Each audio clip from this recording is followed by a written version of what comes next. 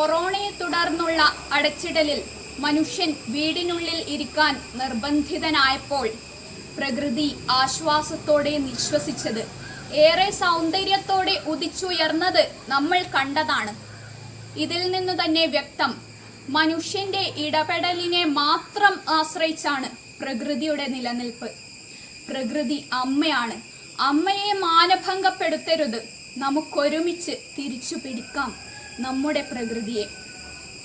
ഈ അടുത്ത് നമ്മെ വിട്ടുപോയ, പ്രകൃതിയെ ഏറെ സ്നേഹിച്ചിരുന്ന നമ്മുടെ സ്വന്തം സുഗതകുമാരി ടീച്ചറുടെ കവിതയിലെ ഏതാനും വരികൾ ആലപിച്ചുകൊണ്ട് ഞാൻ എൻ്റെ വാക്കുകൾ ഉപസംഹരിക്കുന്നു.